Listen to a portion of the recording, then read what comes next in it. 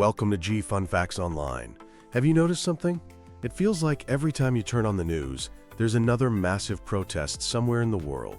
From the Arab Spring to the Yellow Vests in France, from the Occupy movement to global climate strikes, the 21st century has been an age of outrage.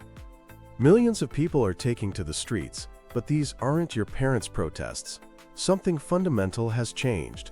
They are faster, bigger, and operate in entirely new ways. So today, we're asking, what's driving the modern protest revolution? And more importantly, is it actually working?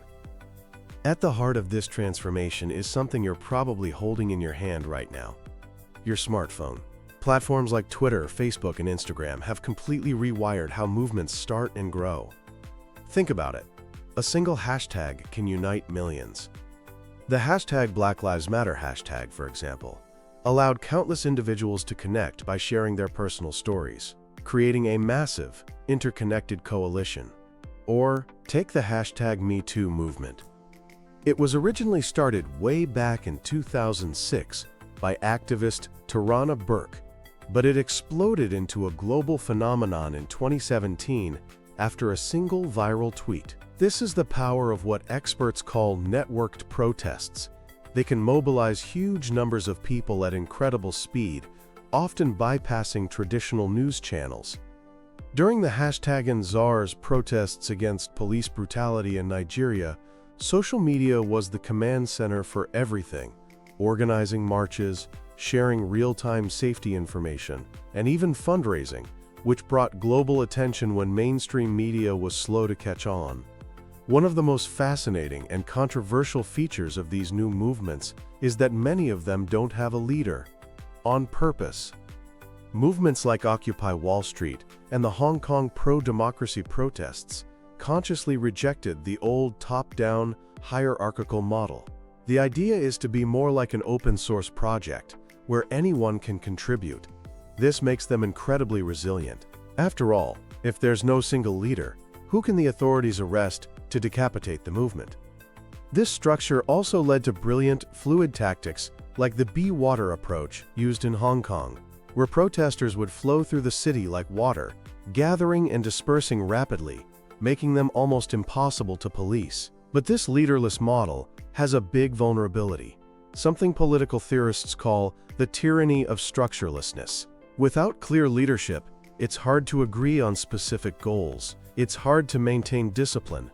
And when authorities ask, who's in charge? Who do we negotiate with? The answer is often a resounding nobody. That can turn a powerful street movement into a political stalemate. Today's protests are also playing on a global stage.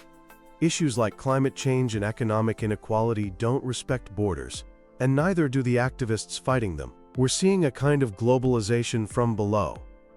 And protesters are smart about it. They know the world is watching. That's why you'll often see demonstrators in places like Hong Kong or Catalonia holding up signs written in English. They're not just speaking to their own government. They're speaking to you, to me, and the international media, hoping that global pressure will protect them and support their cause. The modern activist's toolkit has also gotten a major upgrade. Of course, marches and strikes are still staples, but now they're blended with new, innovative tactics. A lot of this is inspired by the influential research of political scientist Erica Chenoweth, who found that nonviolent campaigns are historically twice as likely to succeed as violent ones.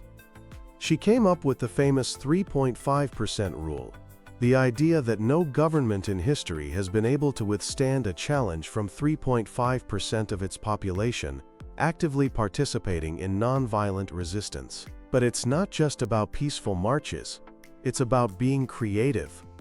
The Serbian youth movement Otpor, which was instrumental in ousting Slobodan Milosevic, used humor to make activism cool. One of their famous stunts was putting Milosevic's face on an oil barrel and letting people pay a small coin to hit it with a baseball bat. It was funny, it generated widespread publicity, and it put the authorities in an awkward position. In Hong Kong, protesters developed an economic tactic called the Yellow Economic Circle, creating apps and maps to help people patronize businesses that supported the pro-democracy movement and boycott those that were pro-government. And the digital tactics are getting even more advanced. Protesters have used airdrop to anonymously broadcast information to strangers nearby, and even used mesh networking apps that work without an internet connection, in case the government tries to shut it down. So, with all these people, all this technology, and all these clever tactics, you'd think these movements would be winning all the time, right? Well, here's the paradox. Despite the explosion in the number and size of protests, their success rates have actually been going down.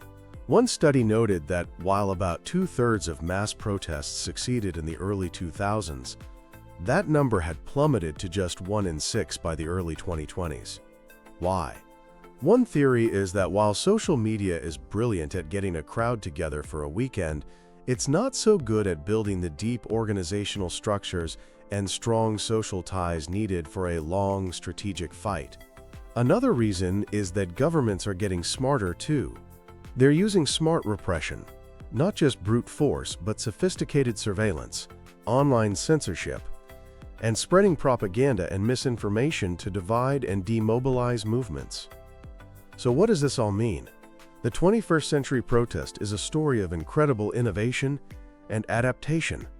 Citizens have more tools than ever to demand change, and they are using them on a scale we've never seen before. But it's also a powerful reminder that shouting is not enough. The path from protest to real, lasting political transformation remains as difficult as ever. It requires more than just passion and numbers on the street. It requires strategic discipline, organizational strength, and a clear, unified vision for what comes next. As we continue to navigate this turbulent age of mass mobilization, the biggest challenge for these movements will be learning how to turn that fleeting, digital-fueled energy into sustainable, world-changing power. Thanks for tuning in to G Fun Facts Online.